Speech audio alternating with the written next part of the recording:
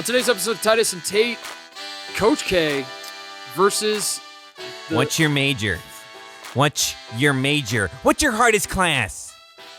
Tate, for the second year in a row, Coach K has turned on the students of Duke, the Cameron Crazies. This time, I guess it's Has not he ever Cameron loved Crazies. them? That's what people are asking. I haven't seen anybody mention that, like in all the talking of how he handled the student reporter. Did he ever love them? Nobody brought up the fact that last year he was yelling at them for chanting for Jeff Capel, and remember, people forget. Yeah. People forget. That was a year ago. And now we just have this year. cardboard cutouts. That's all it is. We are going to talk about Coach K versus his the own world. Potty, Yeah. versus the world. Everybody. At large. And if you have no idea what we're talking about, we'll explain it. Don't you worry. That's what we do on the show. Also, we have to pour one out, Tate. We lost a mythical figure on the show, known as Williams Arena, a.k.a. The Barn. Mark Turgeon went into Minneapolis and he was a real jerk about it. I'll just say that. Like a real jerk. Like we had a good thing going. The Barn Magic. Minnesota was unstoppable in the Barn. We called them the best team in the country. And it's all gone. So I hope you're happy, Mark. Yeah, and what does that give us, though? An undefeated update. So today, there you go. the Barn is no longer undefeated, so we'll get to that. Also, Mike Rutherford's joining us. He is. If you don't know Mike, you got to get to know Mike. He's hilarious. He's our favorite. I don't say this about everybody that comes on the show. So this is not pandering. This is not the God's honest truth. He might be my favorite. He's definitely not listening. He might be my he's fast forwarding to the part where he's like, where am I at? he's just hitting fast forward until he hears his own voice. He might be my favorite guy in college basketball media. I genuinely mean that. He's hilarious. I read everything he writes. I listen to his podcast. He never has me on, but I still listen to it. He's the best. So he's a Louisville guy. Coach K had his press conference after losing to Louisville, so we had him on for that. Yeah. Talk a little ACC. We don't need a reason to have Mike on. We don't need a reason, but we had one, so we had him on. All right, let's do it. Let's talk Coach K. I'm just gonna hand it over to you. Like, what? Tell the people what happened, or should I tell the people what happened so then you can chime in? Like, maybe I'll start with the headline and then I'll pass it back to you. So I'll start with the headline. This is my favorite headline that I saw, and I think it sums up what happened. In one sentence, right? Sore loser Coach K belittles student journalist in post-game press conference. That is the headline that I think sums up what happened in a nutshell. But then I'll pass it back to you, and you take it from what was the ride like, not as a biased observer like myself. So what happened was Coach K's doing these Zoom press conferences. They lose to Louisville. Duke has now fallen to 5-5. Their best win on the season is Notre Dame, who is 4-9 at this point. 4-8. So, not good. Not good. Yeah. Notre Dame's not good, and that's Duke's best win of the year right now. They are very much – they're not on the bubble. They're not even close to the bubble. No, they are very much out of the tournament if it started today. And who knows? That the way the season's going, it might start today. Honestly, who knows? that might be how it works. Duke is very much not in the tournament. So Coach K obviously is very frustrated. We have the other context of after he gets his ass handed to him by the second Big Ten team that they played, Illinois beats Duke in Cameron Indoor Stadium. K, of course, said, maybe we should reassess. Maybe we shouldn't have a season. And we had that whole fallout where, like, I don't know. Like, some people are defending him. I don't know. Is he wrong? And it's like, no, he's not wrong, but he also knows what he's doing. And then Kay just kind of stirred the pot, stepped away, and said, that was hilarious that I caused off. I just mucked it up. So we have that backstory or that context. Duke is in this game, Tate. Louisville is, as Mike will tell us later, Louisville is a very good team that might be an Elite Eight. Might be a Sweet 16. Who knows where they are? But Louisville's a good team. They're ranked now. And Duke had them. This was going to be their big win. This was going to be their crown jewel on their NCAA tournament resume. They let the game slip through their fingers. Coach K is obviously frustrated. He's in a post-game press conference, and one of the students, a student reporter at Duke, basically asked him, and I'm paraphrasing, how do you move forward? That was basically the question. Whether he said it in those words or not, Coach K has been coaching for 700 years. He's been asked these questions 10 million times. Like, all you have to do is play the hits and say, we're going to watch tape, we're going to get better. You could say that to literally any by the way, as an aside, you could literally say that to any question you're asked in a post-game press conference. Yes, in sports. In sport, any question. If you feel angry, first thing you should say, you know what, that's a really thoughtful question. Yep. And then that person right now is like, wow thank you. That was a really thoughtful question. Instead, he takes. We're gonna watch tape. We're gonna get better. We're gonna get better. We're gonna watch tape and get better. Even if you win, and they're like, Coach, Yeah. you look great. What are your thoughts on how great you look? He's like, we're Hey, gonna watch tape and get better. It's one game. We're gonna That's all watch you tape. gotta We're gonna say. get better. That's literally all you have to say. Yep. He chose instead to lecture the kid. He said, in Coach K fashion, and what can only be Coach K fashion. Say it, Tate. Say the words. Yeah. What's your major? What's your major? What's your hardest class?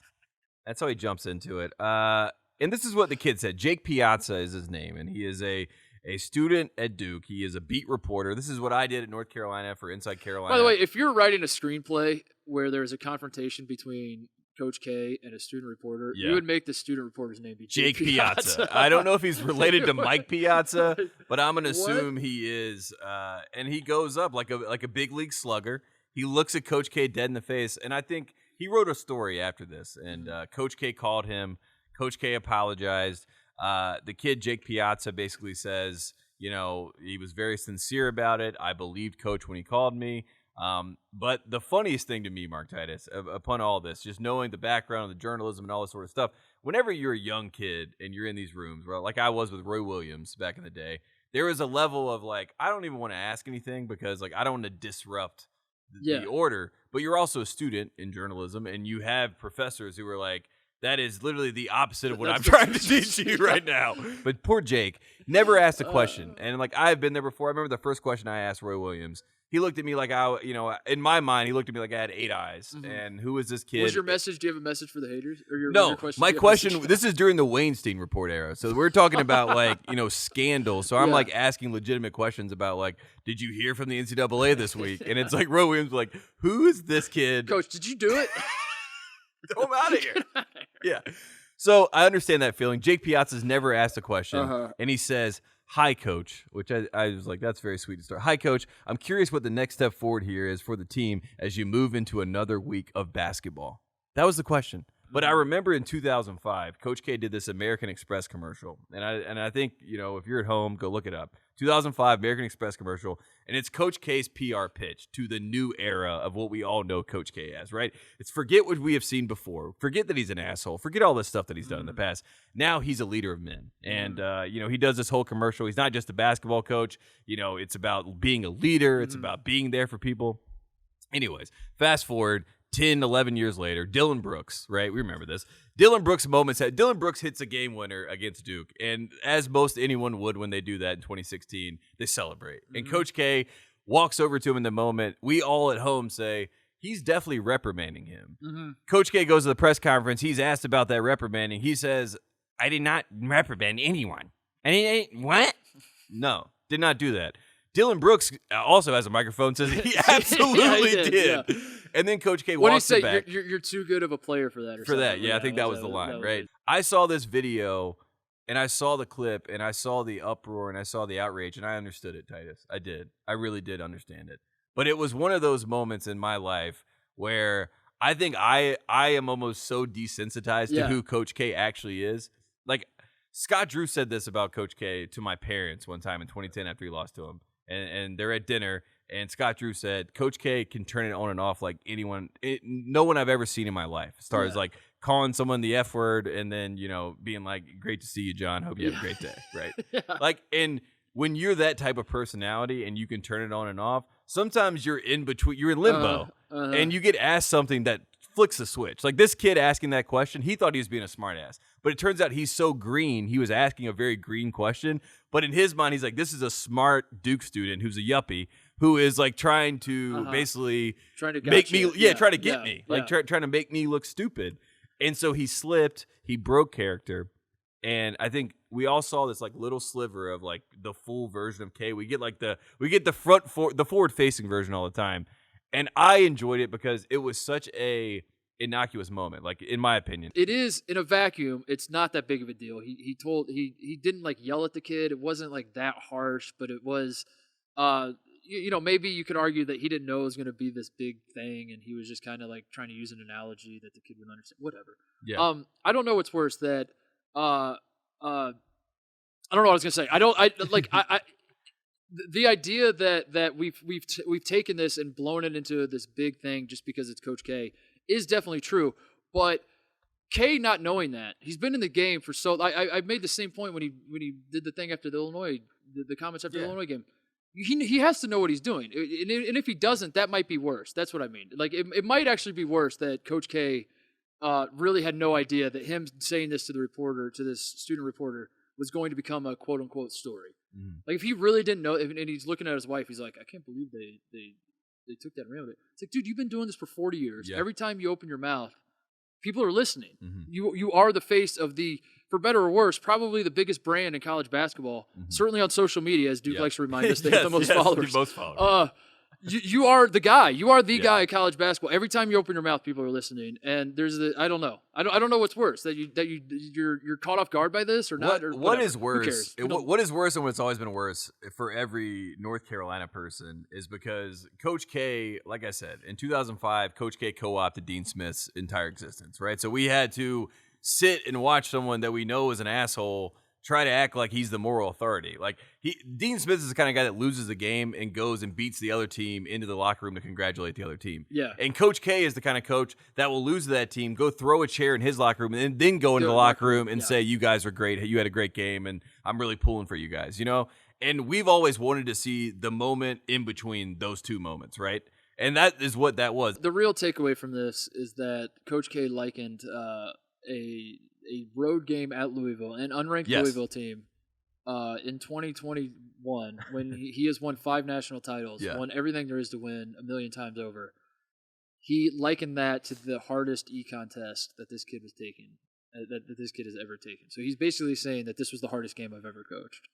And so congrats to Louisville. Congrats to Louisville. And I think, like, in Coach K's mind, I think he is living in the old college basketball world of thinking, which is like a program is that team forever. So when he loses in 2021 to Louisville, he is 1986 Coach K. Yeah. And he's like, I am still not that good. Like, I'm still watching Jay Billis. Diddy Crumb still owns me somehow. Like, how is this? The doctors have done. Yeah. That's enough. It's enough. Yeah. We don't need to. Look, do not cancel K because of this. I need K.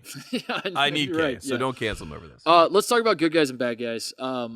We got K out of the way. It is Tuesday. That's what we do on Tuesdays. It's good guys and bad guys. Who's your good guy of the week? Coach K. No, I'm kidding. All right, good guy of the week. The Barn. I think this is probably expected, right? The Barn is. We fell in love with the Barn in Minnesota. Of course, what I'm talking about. Mark Turgeon, he takes his team in there. They have, for the 4th straight season, beating the Golden Gophers.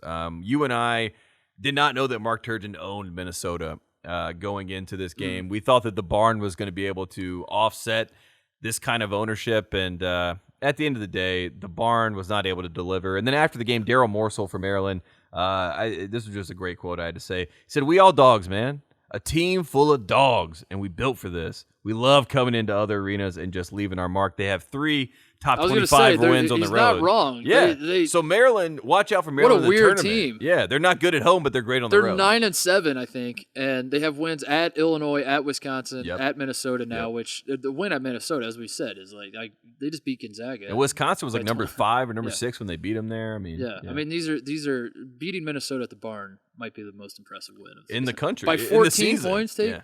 My Mark Turgeon Barn memory is last season when he complained right after basically clinching the Big Ten title. I don't think they actually clinched it, but like they had to win like 2 of the final. Like Maryland had a big lead in the Big Ten last year, and then they almost choked it away. Yeah, it was like they had to win like 2 of the final 7 games, and they lost like 4 in a row or something.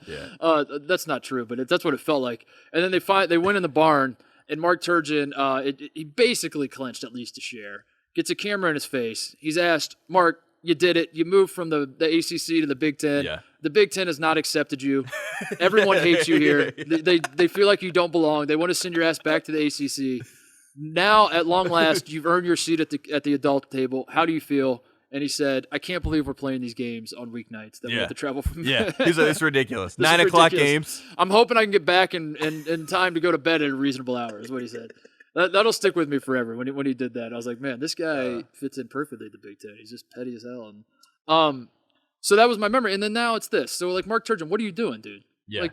Calm down. Yeah, calm down. He owns the Barn. He's the only person that knows how to beat him in the Barn. We don't understand it. It's ridiculous. But I brought this up to bring up the undefeateds. I feel like we needed an update for the undefeated, so I'll just run through them for you. We got Gonzaga, 15-0. Their next game is Thursday at San Diego. We got Winthrop, 15-0. Their next game is Thursday at UNC Asheville. We got Baylor, who's 14-0. They got Kansas State on the 27th. We got Drake, 13-0. Drake's been, they've had some games get canceled. They're just kind of waiting to see when they play. Oh, you're saying Drake's not that undefeated? They're not that undefeated right now, but it's not their fault. They have some other games get canceled, but they play Missouri State on the 26th. They've had their last 3 games postponed. And then Alabama A&M only played 4 games. They're 4-0. So those are your undefeated teams. I would love Alabama A&M to be the last one standing. The last one standing, and they only play 4 games. Or they maybe throw another one in. Just people start saying you guys don't play enough games, but they throw one more game in, finish 5-0, hang the banner. Yeah. My pick is Vanderbilt head coach Jerry Stackhouse, who is 0-5 in the SEC. He's 4-7 overall, but in light of not having a good team, they were picked last in the SEC. They're last in the SEC. Yeah. It is a very Stallings-esque. Weirdly enough, Stallings was never this bad at Vanderbilt. Mm-hmm. He was only that bad when he went to Pitt. But anyway, Vandy sucks. And yet, Jerry Stackhouse is still finding a way to engage with the fans. He's still finding a way to get out in the community, assuming the community is online.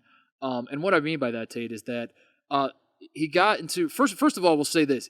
His post-game press conference, they lose at home to Arkansas by 21 on Saturday. He has some candid comments, we'll say, and he's very long-winded. He did not say we're going to watch the tape and get better. Yeah. He didn't just say that. He went in on – he was naming names on guys that aren't working hard enough and say – what was his quote that stood out to me? Got to find some guys that want to play basketball. Right now, we got some guys that don't want to play no damn basketball. That's what he said about his team. So some people took that as like, man, this is unnecessarily harsh, Jerry. Like, your guys aren't that good to begin with. Why are you expecting more from them? It's never a good look to throw. I think one of the players he mentioned by name as a freshman, and he kind of threw him under the bus and said he wasn't playing hard enough and all that kind of stuff. So then that spiraled into, like, people saw that press conference. Some Vanderbilt fan post these alleged DMs that he had with Jerry Stackhouse, where Stackhouse basically just unsolicited, just like slid into this guy's DMs and was like, watch your mouth. Yeah. Like, don't talk shit.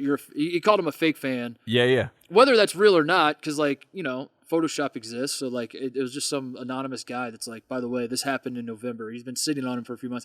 So that kind of became like a small story in the Vanderbilt world. Meanwhile, Jeff Goodman uses this opportunity to point out that Jerry Stackhouse has apparently blocked like every college basketball media member. Yeah. And obviously the college basketball media is not taking this well, and they're like, how dare you, sir, block me? So he's getting it from all angles. His online presence is not very, very good right now. And as it turns out, his basketball team on the court, also not very good. Jerry Stackhouse is one of the most terrifying people in basketball, and I say that with absolutely love. This man has 11 brothers and sisters. He's the youngest. He has 7 brothers, and they used to just beat him up, according to him. And he said, I have never started a fight, but I've finished lots of them. Christian Laettner, Brevin Knight, Allen Iverson. I mean, Jerry Stackhouse has no problem whooping somebody's ass, especially if they don't, like he said, want to play basketball. And if I were on the Vanderbilt team, having known that, and I'm not sure these kids do, I would do some research, do your Googles, type in Jerry Stackhouse, will he beat my ass? Yes. So do not play around with that, like that whole ideology of Jerry Stackhouse wanting to push his players, or like you want to talk back to him. He's not playing around with that. Jerry Stackhouse is a real one in that sense. So I think he's trying to talk to his team without actually having to fight them. I didn't being have a a little problem. facetious. You want to talk about like Kay's comments, and like ultimately I don't have a problem with what Kay said. It's just kind of funny and whatever. Stackhouse, same thing. Like, I don't have a problem. I read every word that he said in this press conference, and I was like, his team sucks. Like, and he would say that to every one of them. He obviously already has said it to every one of them. Yeah. And what I'm saying is Jerry Stackhouse is a fighter in the sense, like, he wants to rile these kids up. He wants them to say, hey, I don't want to lose every game at Vanderbilt this year in the SEC. Yeah. Like that to him, he's like, I could never imagine that with my pride. There's no way that could be possible. And I'm not saying Vanderbilt's going to figure it out because of this moment, but I think that's more of where he's coming from. He's like, also, what's happening? That's here? only the tip of the iceberg that we're seeing. We haven't been following every practice. You don't know what other methods Jerry Stackhouse has tried to get through to his team. Yeah. That he's finally, maybe he's at his wit's end, and he's like, I don't know what else to do than to just lose my mind during this press conference. Yeah. Which, like, maybe he's tried everything else. So everyone that's like, oh, this isn't the right way to do it. You're supposed to do it this way. He's probably like, I tried that. Didn't Yeah. work. Yeah, We're he's- 0-5. I've talked to them in private. Yeah. I have tried Yeah. to get the message across. Talk to their parents. Yeah, and I guess talked- what? yeah. They don't care unless the world knows that. You know what he should do? Yeah, He should do what Nate Oates does and talk about girls. I just love Coach Oates, man. Let's talk about girls. But the real reason Jerry Stackhouse is my good guy of the week is because Yeah. he's blocking people on Twitter, and I just wanted to applaud him for that because the older I get, the more time I spend on the internet, the more I am on team block everybody. Just block literally everybody. Yeah. And I've been doing it a lot with my own personal Twitter account. And I think I just want to defend Jerry Stackhouse because I think there's this idea that people who block people online are soft. Yeah. And I would argue Yeah. it's the opposite. It's the people who get blocked that are soft because they like go to, hey man, did you see Jerry Stackhouse's tweet? Oh no, he blocked me? He blocked me?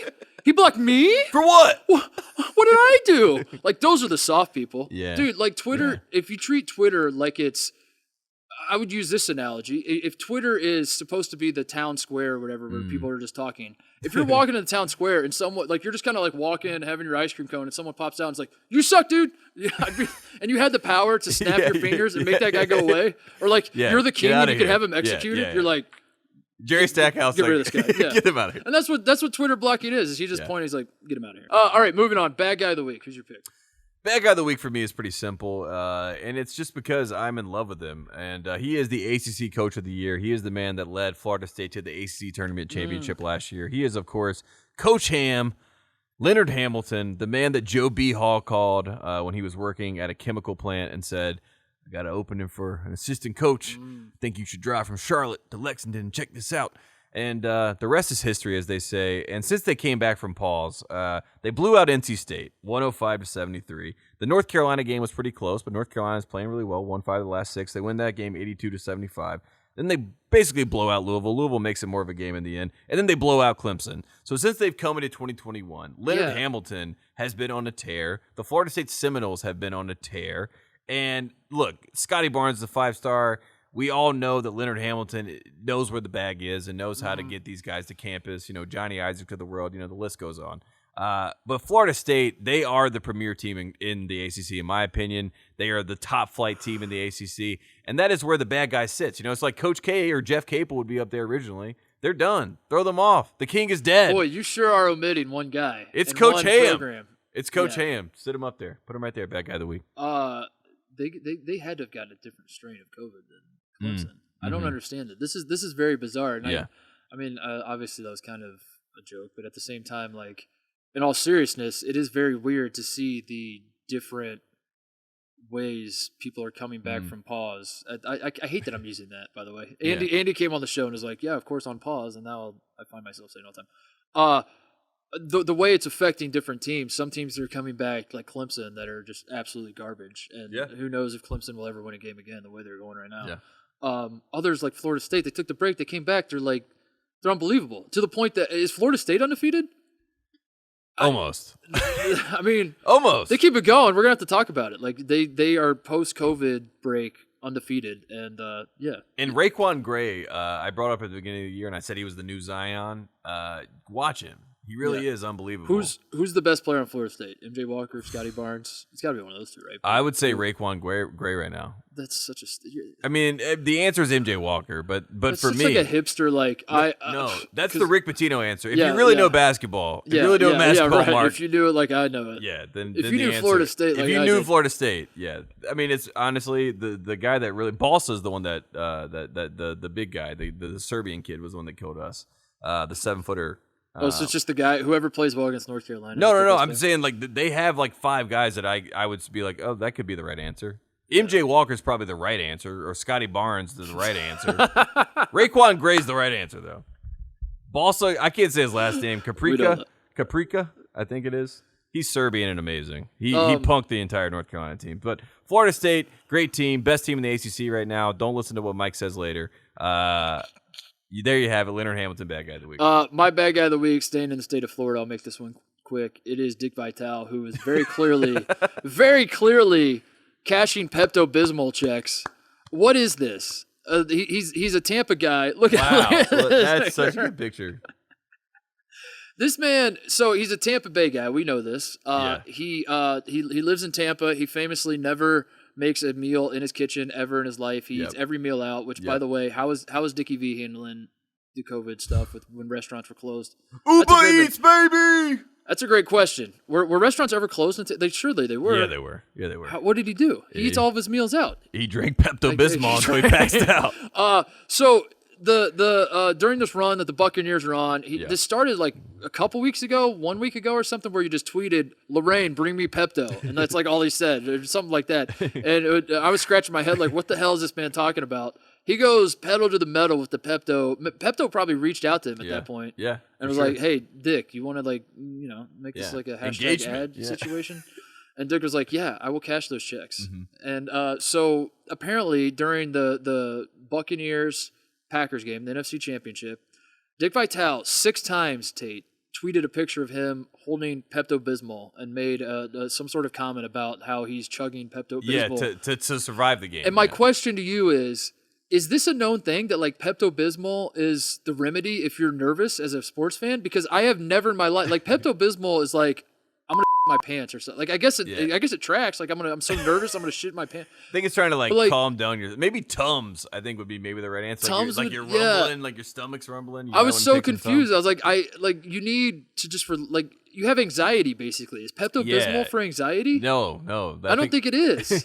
I want more of this from Dickie V. Less of offering his takes on whether Will Wade was paying guys and Sean Miller was paying guys, but Rick Pitino definitely wasn't paying guys. Yeah. And less of that. Don't be serious, Dick. Just leave the serious stuff to real journalists like Tate and I. And just go back to tweeting about Pepto-Bismol. That's what we all love. So, but he's definitely how much did he get paid for that? He's definitely getting paid. I think he's getting paid like $10,000 a tweet. Probably. That's pretty good. Yeah, that's a good rate. Buy a lot of Pepto. 60 good rate, Dick. There you go. All right, we're gonna take a break and talk to Mike Rutherford, and then come back and we'll finish up the show. Joining us now is a true friend of the program. We use that term for anybody that comes on the show, but this guy is actually a friend of the program. We love having him on for any reason whatsoever. And Louisville just beat Duke, and we thought this makes a lot of sense. His name is Mike Rutherford. He's the founder of Card Chronicle. You can follow him on Twitter at Card Chronicle. Mike, we got to start with Coach K, obviously. Basically, like Tate and I kind of already talked about how funny it was and the fallout and the outrage to the outrage. And whatever. What I want to hear from you is, how does it make you feel that arguably the greatest coach in the history of college basketball, probably the greatest. I mean, he basically likened playing an unranked Louisville team in the Yum Center, in an empty Yum Center, as the hardest test of his life. That was basically the analogy he passed. How does that make you feel as a Louisville fan hearing this? We've got space for a banner at the KFC Yum Center. I'm Hang it, Mike. Louisville basketball, the toughest econ test you've ever taken in your life. It's the new banner. That's right up there where the other one was. And everybody. It feels like a John Rothstein tweet, honestly. Yeah, I mean, put it on a T-shirt, put it on a banner. Get that banner up by Saturday. We'll have to. Whoever's coming in, get Georgia Patino Tech to tattoo it on his other. Josh Pastor can look at it.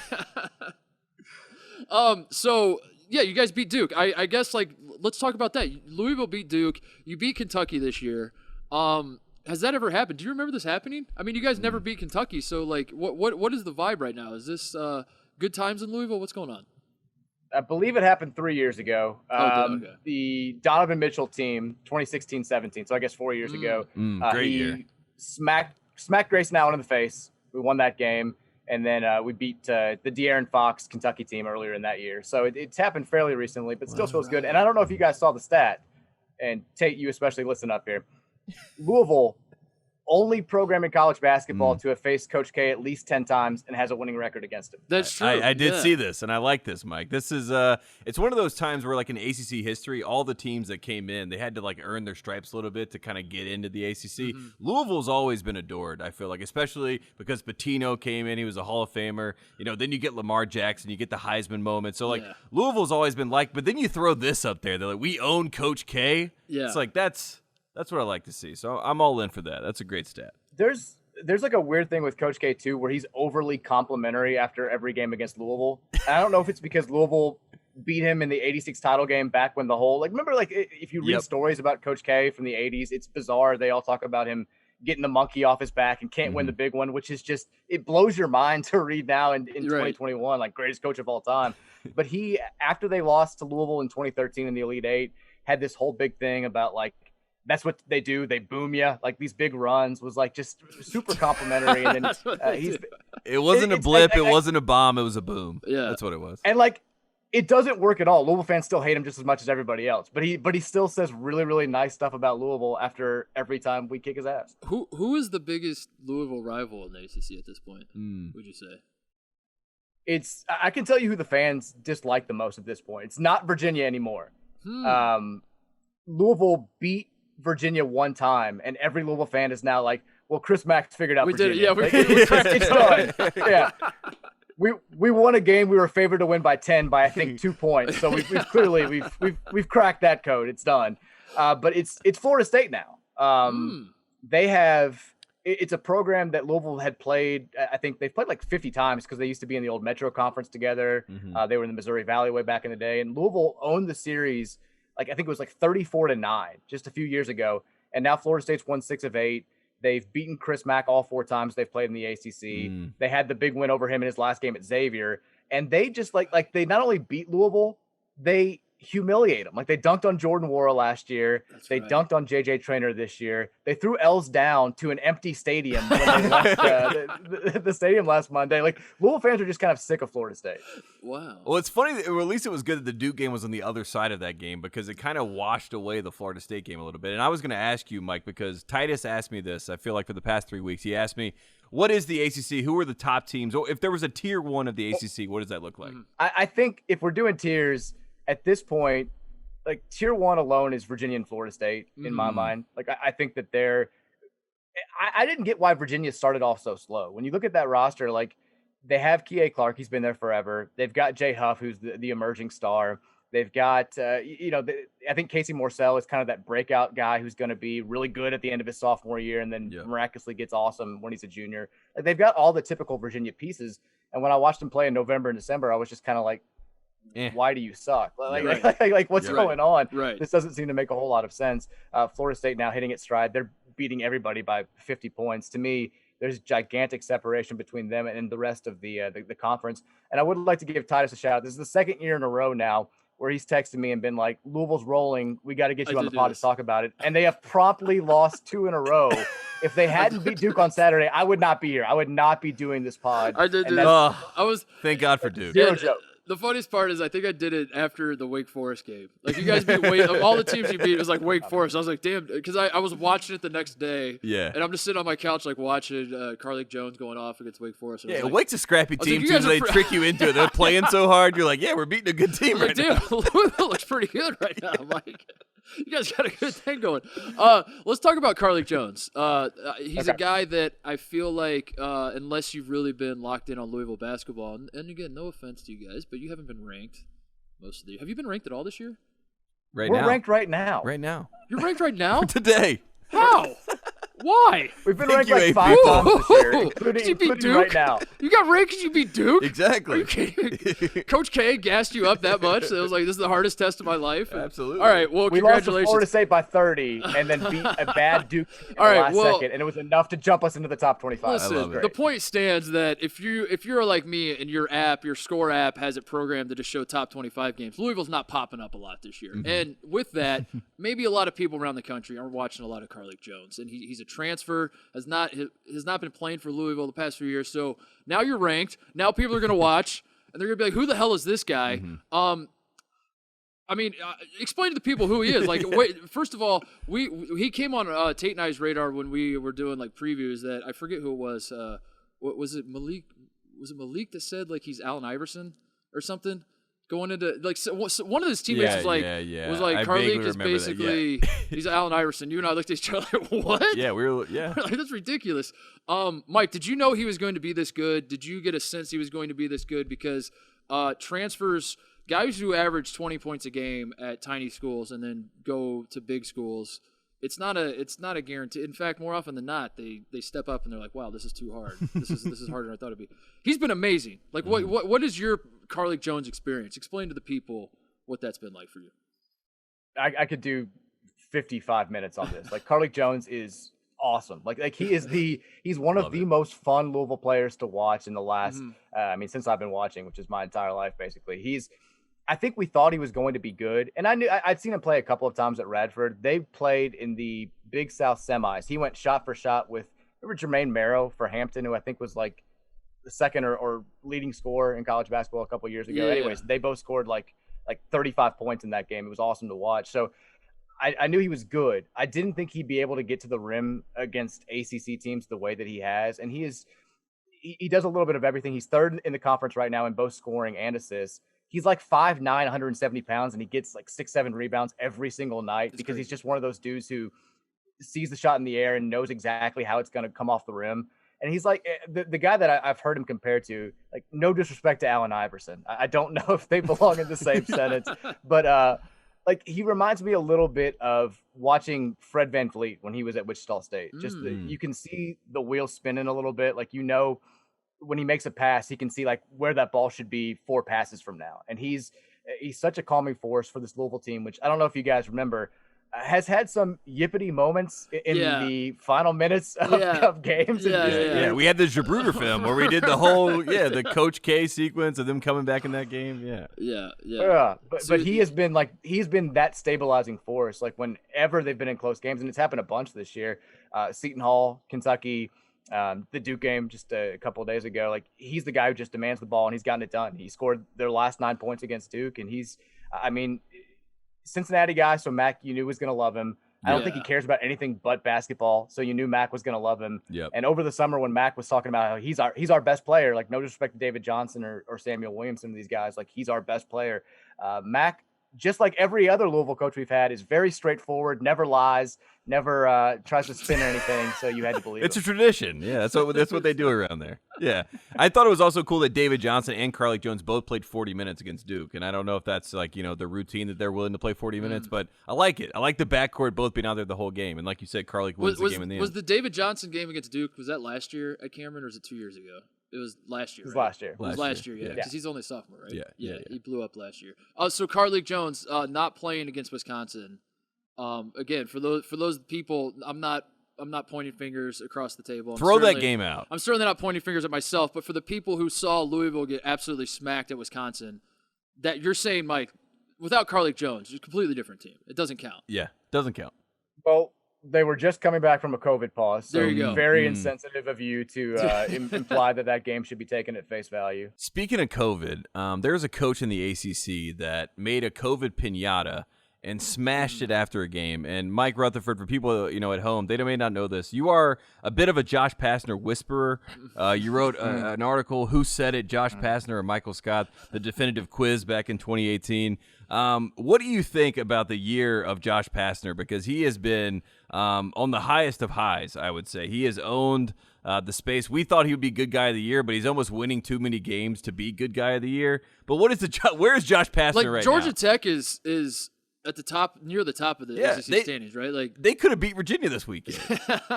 Some tough calls on Alvarado down the stretch, but we'll get to that. The most upsetting result of the weekend for me was Georgia Tech not closing that game out against Virginia, because it's been my dream since this year started and we first saw Pastner wearing that stupid-ass, gigantic, like, paintball face shield. He looks like Elroy Jetson, yeah. And am I crazy? Are his sideburns thicker? Yeah, than usual? definitely like, thicker. Every time I see him, putting them on. He's gluing sideburns. But so, like, my dream for this season has been, like, Georgia Tech goes to unprecedented heights. They dominate the ACC, win a conference championship, and Pastner, he does like the Rip Hamilton thing where he has to keep wearing the face shield every year for the rest of his career. Yeah. He's not good without the face shield. Exactly. Like, it becomes a thing. Like, when he gets tossed, it's like, here comes the face shield throw, like, into the crowd of does he have eye problems or a broken nose? Like, nah, it's for good luck. 10 years from now, like, Pastner's still wearing a face shield. Yeah, like he feels obligated because his best season came in the gigantic, weird face shield. This is what needs to keep happening. This is why you're the Pastner whisperer. All right, forget the ACC. Can we talk about beating Kentucky? Just give us your summary of the Coach Cal versus Chris Mack WWE feud. We saw the promos they were cutting back and forth. Also, this is gonna be like a 12-part question. Also, Is it better to beat Kentucky and send them to depths they've never really experienced in modern basketball history, or would you rather have beaten like the 2015 team, say? I guess it's a two-part question. Those are the two parts. 2015, slightly extreme because they were so good.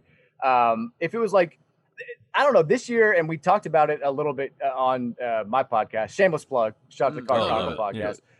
Yeah, but like we kind of said, it almost feels better this year because we thought like they pulled every card that they had for that Louisville game. Like Calipari was playing the hits, like don't listen to bums who can't beat us, who we've dominated for the last 10 years, like all this stuff, all these videos they made, all the promo videos, it was all about beating Louisville. And then when we won, we kind of felt like we could all sit back and just watch Rome burn, which is exactly what's been happening for the last month and a half. Like, Camelot is on fire. He hates his players. He hates his fans now. He's saying all the wrong stuff at every press conference, which has never happened for the last 11 years. Ever. Like it is totally unraveling. And I don't think it's going to get any better anytime soon, regardless of what any Kentucky fan will tell you. So that's better. Like knowing I that think you it was played the role. better. Yeah, I think so too. Especially because they got the picture of the 1911 Kentucky team. Like if you're pulling those pictures out, that's good for everybody. Yeah. Perfect. It was, and the game was enjoyable because it was like an hour and 59 minutes of just fear of what we all knew was coming, and just desperation and sadness and depression, and then like 30 seconds of great joy, which was it's how you always want your sporting experience to be. That's how it always is. All right, I'm trying to think of, because man, we could talk to you for hours. I'm trying to figure out what I want to focus on here. What about like all ACC, because I need you guys to explain this to me. So like Tate is on Justin Champagny. He's a Champagny Brothers guy. He's no longer a Hauser Brothers guy. Yeah, hate the Hausers. Champagny's his pick for ACC Player of the Year as of right now. Carlik Jones is up there. Who are the candidates for the rest of America listed? Not Garrison Brooks. Jay Huff certainly has to be in the mix, right? Yep. Who else? Who else would it be? Matthew Hauser. Matthew Hurt's having a good year, isn't he? I think Hurt got ruined by Champagny, just head to head. Yeah. I think that kind of ruined his campaign. I feel like right now Champagny is the front runner. Carlik Jones is probably in Because there. I can't, like, Mike, Tate will tell me these things, and I just take him as though it's gospel, because I'm like, I don't know, I guess you know more than I do. So would you agree? Is Justin Champagny the guy in the ACC? It's Carlik Jones. It's Carlik Jones. I love He's it. the guy. Like I do think it's those two. I know Virginia fans have gotten on me in recent weeks for saying they think Jay Huff should be the front runner right now. And here's my response to that is Jay Huff is 7'1". Carlik Jones is like 5'9". They listed at 6'1". They're not boxing, Mike. Like, it doesn't matter. They are. They are. They're averaging the same amount of rebounds. I like it. David versus Goliath. Yeah. Aaron Judge smashes a home run. Mike's like not impressed. When Altuve does it, I'm impressed. Aaron Judge. No, I'm saying he's got a foot on Carlik Jones, and they average the exact same number of rebounds. That's my Jay Huff. All right. That's my Jay Huff. I get what you're saying. So I was I thought talking the argument over was you. just height. Yeah, I was too. I was talking over you, and you're making your point that I thought you were just like, he's small, so let's cheer for him. We don't give ACC Player of the Year to anybody over 6'5". It's a rule. Ever heard of It's a small concept. ball? It's like, I hate to keep doing this to you, but at the same time, I really, really, truly do not, because, I mean, you know it's coming. If you're coming on the show, you know it's coming. What is the Pitino status? Where are Louisville fans with this? If announcement comes that at the next home game, Rick Pitino is going to be honored and they're going to hang his white suit into the rafters or something, how outraged are Louisville fans? Where do we stand in the feud of Rick Pitino versus Papa John versus the University of Louisville? well, he won the Papa John feud because Papa John is Big gone. Blue Nation Papa now. gone. Yep. Yeah. And I think we mentioned the last time I did the podcast that he had like sort of a Kill Bill list where he said, I'm not coming back to Louisville unless Papa John's gone, the interim president's gone, and the board of directors guy's gone, and they're like they all like resigned in disgrace. So don't screw with Rick Pitino. He's going to put you on a list. He's going to get you out of town. Absolutely. But I think the fan base is like still kind of 50-50 on Rick. There are some people who like still talk about the heights that he took the program to and all the good times. And there are other fans who are like, everything that we're dealing with right now, the NCAA sort of uncertainty, the past couple of years dealing with that cloud, like it's all Pitino's fault. So I don't think it's ever going to be clear. I don't think he's going to come back anytime soon. That's what I'll say. We are a Stick to Sports podcast, so I don't mean to invoke this man's name, but there seem to be like a little bit of parallels with Donald Trump is out of office and the new president, and like the people I've been talking to about the new presidency we're living in is like it's boring, and some people like that, some people don't, whatever. But whatever. The point is like we had this tumultuous, just like insane character in charge, and then now it's the boring era. And there's sort of a parallel with that with Louisville, where now Chris Mack is the head coach, and things are more stable. Yep. There's not insanity. There's not NCAA knocking and lawsuits and this and that. But do you miss it, Mike? Do you miss the insanity a little bit? Do you miss knowing that every year Rick Pitino is going to have a team that plays a certain way, and there's going to be certain headlines, and he's going to be drinking his coconut water? And, This kid fell into my lap. yeah. Do you I miss didn't the even circus? recruit this kid. Does any part of you miss the circus, Mike? I miss like the minor parts of the circus. It's kind of like the one out of every 10 Trump tweets where you're like, this is like genuinely Yeah, fun. that Like, one this that is- was good. yeah, like that was good. Like I don't miss the gigantic scandals, but I miss the post game press conferences because Yep. like Chris Mack is way too straightforward. He'll tell you Yeah. if Carlik Jones scores 30 points and wins the game, he's like, Carlik Jones was great. He was our best player. Like Patino, Donovan Mitchell would score 45 points and he'd be like, Mike, who do you think was the MVP tonight? And I'd be like, well, I think it was Donovan Mitchell. And he'd be like, you're wrong. It's BJ Angel King. Nunez. He played 5 minutes. He scored 3 points. It was the biggest 3 points of the game. You know nothing about basketball. I miss that stuff. Like that. I miss the little stuff. Oh, me too. Don't we all? Don't we all? His name is Mike Rutherford. Yes. If you listen to our show and you're not following Mike, what are you even doing with your life? He truly is a friend of the pro. Remind the people, Tate. The last time we saw Mike in the flesh was at the live show in Louisville. Yes. And With- Mike came out with us, and I think we told him before, and we're like, Mike, we'll introduce you. Just wait 1 second here. We walked on stage. Mike was with us, and we're First of all, let's go. Mike, it was Breeders' Cup, and Mike showed up in the tank and was like, fellas, I've had a few. I'm ready to We're go. We're like, that's perfect, Mike. All we ask is that they're going to introduce us. And then I had just no kinda say idea, by the way, that was like a thing. So I had no idea that was a thing that I accidentally walked on stage with you. No, and I it's wasn't supposed to- perfect. until And you told me last episode. Yeah, It was and then perfect. last episode, by the way, we brought that up last time you came on the show, which was about a year ago. Yep. And then the follow-up from last episode was that you were on camera the entire interview and Yeah. didn't realize that you had your phone shooting up your chin and all that. So hopefully I did. It was terrible. Hopefully we. Well, you look yeah, great you look today, great Mike, now. yeah. We thanks for doing this. Congratulations to Louisville on being ranked, and Carlik Jones, ACC Player of the Year. There Yeah. it is. Thanks, Mike. Thanks, guys. We talked about it a little bit with Mike, but we just got. By the way, we're recording this on Monday night. I like the timestamp so people know the situation here. Arizona is currently up by 20 on Arizona State. They just played like a few days ago. Now they're playing in Tucson, and Arizona's still better. Anyway, we watched earlier today Virginia smoke Syracuse. As much as you want to believe that Florida State is the best team, I'm having a hard time believing that anybody's better than Virginia. In fact, I would argue Virginia belongs in the top 5. I think they're ranked 8th in the newest poll. Yep. They came out of the gate a little slow. It's like the narrative for Virginia was built very early in the season, and no one's really bothered to like check back up on them. It's like Virginia is still the defending national champion state. Coming into this year, there were a few question marks, but also they were a top 5 team preseason. People thought a lot, thought Tony Bennett's got his defense. Now you had Sam Hauser. They're going to be good, surely, but also are the pieces going to fit right? They lose to San Francisco by 1. Then Gonzaga waxes them. So as it turns out, Virginia is the 3rd best team in the WCC. But they are the best team in the ACC. And my point is that I think early on, Virginia gets waxed by Gonzaga, loses to San Francisco. I think most of America, especially the people that hate Virginia, that hate that brand, hate Bennett brand of basketball, they said, thank God. They won the last national title. Thank God they suck now. They can go away finally. We don't have to worry about them. They kind of put them over there on the shelf. And I would just like to say, when you put Virginia on the shelf way back when Gonzaga Nobody killed puts them, Tony on the shelf. nobody puts Tony on the shelf. Yep. Because Tony grew stronger. He came back. And now Virginia is good. Yep. Virginia is very good. I saw some people some Virginia fans are arguing that this might be the best offensive team that Virginia has ever had in terms of balance. Ty Jerome did not like that. I don't Jerome like that. Well, the argument would be that the national title team was a 3-headed monster with a Hunter and Guy and Jerome, and it kind of fell off a cliff after that.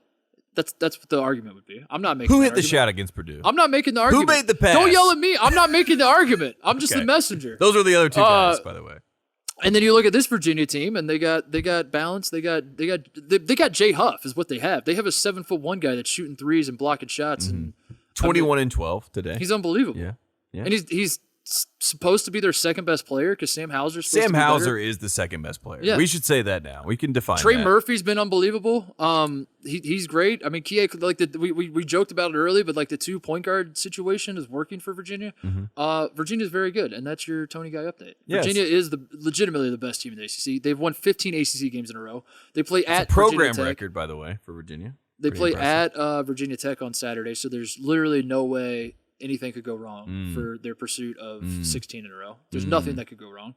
And that's that, and that's it. So there's your update. One last thing about this game before it or after the game, Tony Bennett was asked about this matchup playing against the zone, Boeheim's famous zone. They obviously play the pack line defense. He said this is good versus evil in basketball. I thought that was a great quote. Which is about as risque as Tony gets. And I mean, just for Jim Boeheim to hear Tony Bennett say that, I'm sure. Well, maybe he meant we are evil. You know, like maybe he was like, of course Jim is good and everything Jim does is good. He would say that if they push back. He'd be like, I'm of course saying we're evil. I'm the evil one. Those are the good guys. I have a lot to atone for. I apologize. I didn't go to bed on time last night. Anyway, that is my. You're a Virginia hater now. Yeah. So I am still. Okay. I'm still a Virginia lover, and I just wanted to. That's my PSA to America: is that Virginia is for lovers, by the way. They do say that. Yeah. We're contractually obligated to do a Cal's Guy update. We'll say that Kentucky beat LSU on Saturday. I have this point. If Kentucky wins out, it's not. Kentucky's not dead yet. The LSU game was a big win, right? If this is a momentum starter, if Kentucky wins out in the regular season, they will finish the regular season 16-9. They will have wins over. They up next. They have at Alabama tomorrow. Tomorrow being Tuesday. Yep. If you're listening to the show, Texas they still have coming up at home, I believe. Yep. They play Missouri. They play Tennessee. These are their next 4 games. State. They win those 4. They're ranked 17th at least. Yep. Maybe 12th. They win out the rest of the regular season. They finish 16-9. They don't even have to win the SEC tournament, which, by the way, conference tournaments might not even be happening this year. That's like kind of the new. Yeah, that's the thing that everyone's new, kind of saying without saying. That's the new White Walkers of the season. It's coming. It's Game of Thrones. Yeah, And it's just there's don't always you worry. there's always something just lingering. It's like conference tournaments. Are they gonna happen? So that's that. Kentucky might be back. They might be back.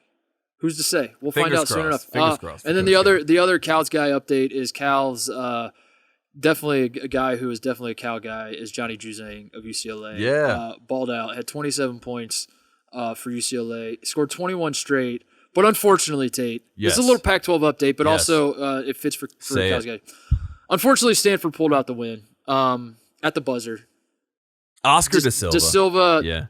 Tiger Campbell got caught up. They did the Illinois beat number 1 Indiana in Illinois Assembly Hall in 2013 on a similar thing with the back screen and slipped to baseline out of bounds play. Yeah, baseline out of bounds. We love that. Catch it, lay it up, and Stanford won at the buzzer in overtime. But so Johnny Juzang's efforts ultimately in vain. But I was watching that game, and he was locked in, and it was awesome to watch. And then he got a little fun too game in Santa Cruz at the Warrior Stadium. And it felt like it was like a little showcase for the Pac-12. We love to see it. Shout outs, closeouts. Shout out to Duncan Robinson, friend of the program.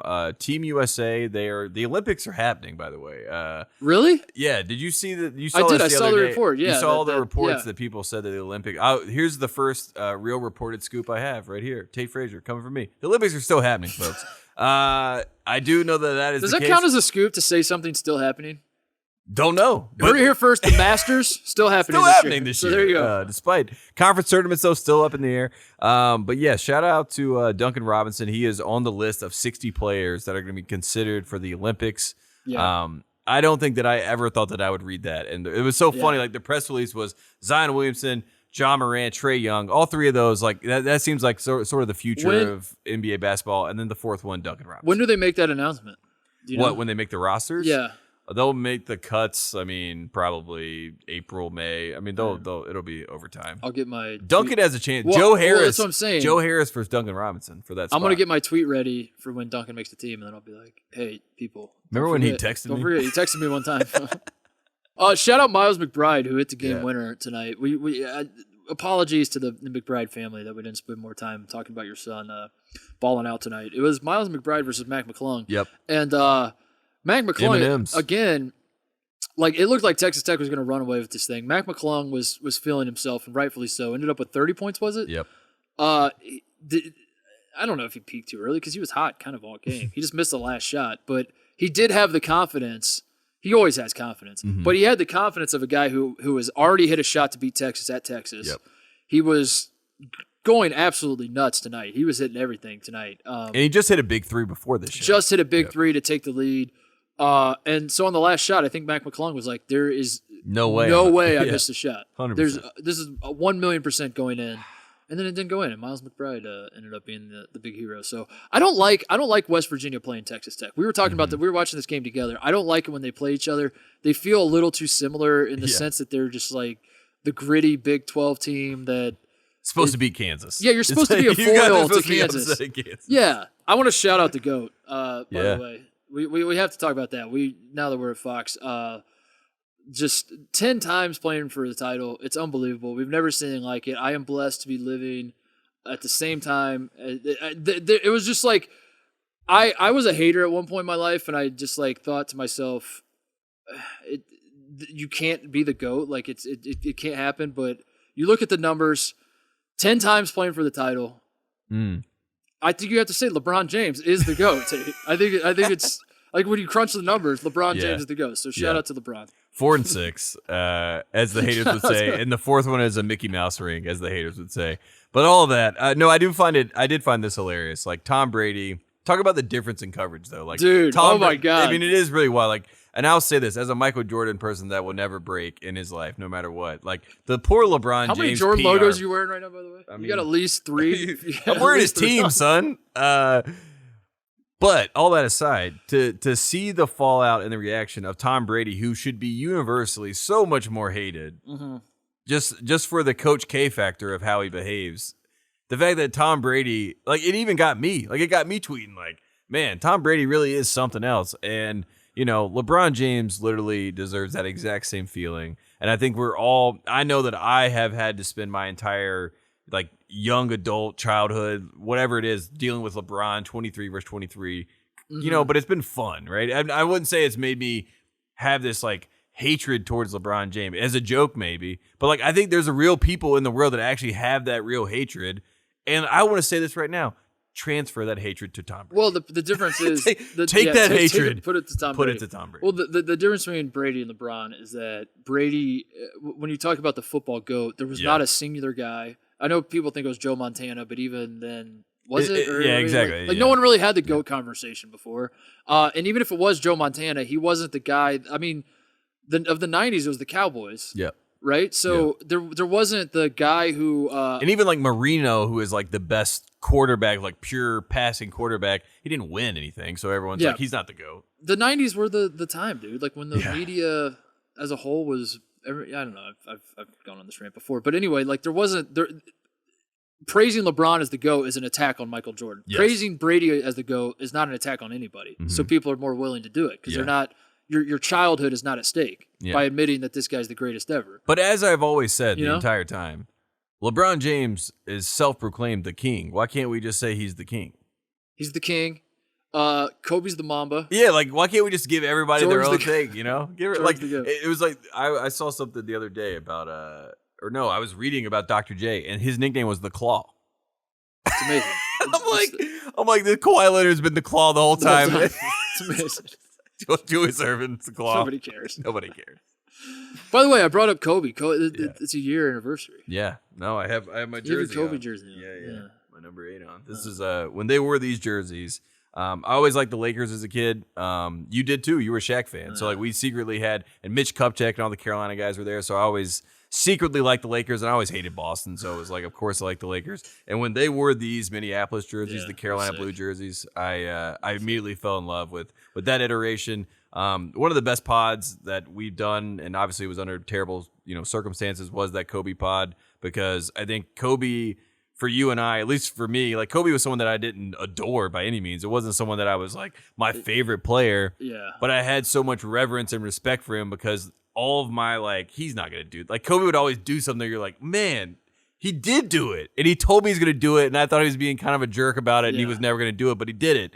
And doing that show, talking about him, and obviously, Gigi and just the whole thing. I mean, it was so Dude, much last year, and it still hits like it happened last week. So. My mind goes to like, I imagine a lot of people have this same train of thought where we're stuck in weird times. These are unprecedented times, Tate. I don't know if you're aware of that. Yes. You want to talk about breaking news? Breaking news. We're living in strange times.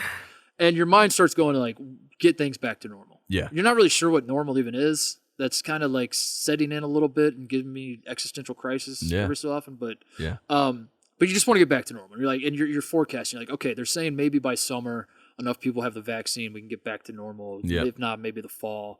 Yep. If not, maybe the whatever it is. And you envision what the world will look like when we're back to normal. And the whole point of saying that is that when I picture that, Kobe Bryant is in that world. Yeah, and it still has not like set in that like no. That part is done. Yeah. There is no like going back on that. And I mean, even it still hasn't set in. Like that part is it does feel like there's a way that you can create a vaccine to bring Kobe back, or whatever that mechanism is that like gets us back to normal. Like do that. Just flip that switch. And I know it's weird. I mean, this is going to be today, right now as you're listening, this is the day, the anniversary. So there's the post and, there is going to be a bombardment of Kobe content that is thrown in your face or whatever. But like, I don't know about you, but when I go back and watch some of those commercials and things, like I remember them live in the moment. And I remember feel like there's the one commercial where Kobe, the whole crowd, like it's like Rasheed Wallace and they're chanting and singing how much they hate him. Like, they're like, I hate you. And like, he's like the maestro and he's like having the best time letting them sing about how much they hate him. And he walks out. And it's like, I see that and I get goosebumps now. Because I'm like, man, we had this guy who literally leaned into it. Like, I've never seen someone lean into it like he did and wanted it. And then his last show, playing this game that is a game at the end of the day, he puts on, breaks an NBA record by taking 50 shots, which we all somehow knew he was going to do. And then leaves Staples Center. Like, I mean, the guy is literally out of a novel. The story is out of a novel. Yeah. Yeah. Talking about Jordan and LeBron and Kobe and everything.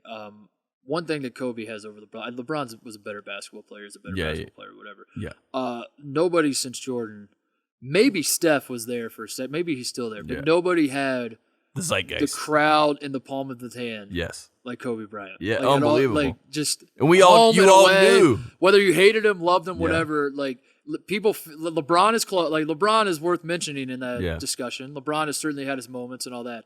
But LeBron doesn't have it like the way Kobe had it. He doesn't have that like. Yeah. It was like a different, and Kobe was so much like Michael that it was annoying, but it wasn't. Like it was annoying, but it was also like for me, especially because I was younger, it was like I got to see. I only remember '98. Like I got to see what I didn't get to see. Like I got to see the legend grow into the defiant one, the one who is the one. Luke Nathan, walk on at Rutgers. If you missed this clip, actually I saw this because Mike Rutherford tweeted this out. That, Luke Nathan is a walk on at Rutgers. Rutgers beats Indiana. We don't need to talk about that. Indiana's still back. Don't let that. Throw that out. Throw that out.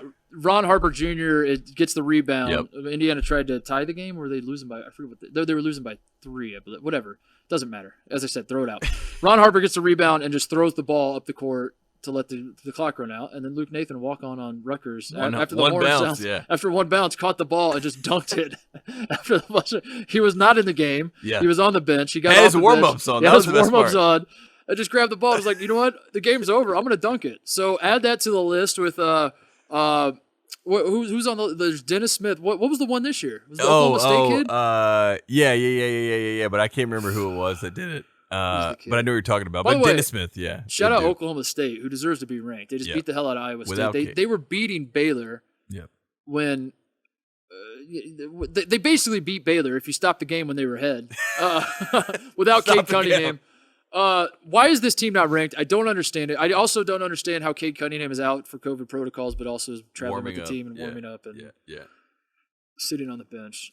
little confusing, but whatever. We're not sure, but we're on the bandwagon. And like you said, I feel like America has not quite figured out that Oklahoma State is going to be in the tournament. They're going to be in the and, tournament. And I think that's why they're not getting ranked. Like maybe the AP has not gotten that update yet, but put them in the rankings. Put them in the tournament. Put them in the tournament. Shout out Jimmer Fredette, 70 points in China last night. Amazing. God bless you. Yeah. Shout out Shaka Smart. He's got the Rona. Yeah. Get better soon, Coach. We hope you. Is Texas taking a break or no? I think Texas, the return from pause will be interesting because it could go one or two ways. Dude, are they going to play without Shaka Smart? They're going to play Kentucky without Shaka? Wow. The stars are in line. Kentucky might be back. That is an Kentucky upset. might be back. Yeah. Coach Cal loves it. And then finally, my last shout out. I wanted to shout out San Diego State. I watched this game that they played Air Force. I forget what the game was on before that.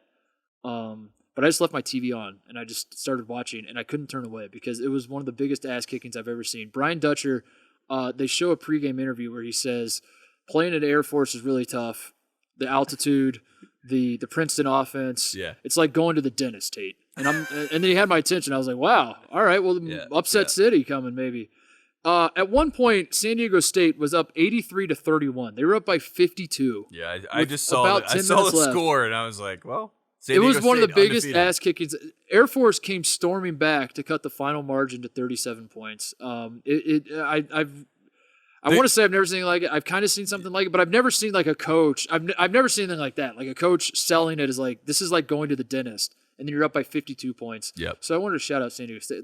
Brian Dutcher must love his dentist. Yeah, that's what I learned. The Flying Dutchman. This is what he does. And also, the only thing I will say to that is don't disrespect our troops. How dare you do that to Air Force? Yeah. Walk it back. Walk it back. All right, that's the show. Thanks to Mike Rutherford for joining us. Yep. Thanks to Coach K for giving us content. Thank you, Coach K. Thank you to Jerry Stackhouse for not blocking me on Twitter yet. What's your major? See you guys Friday.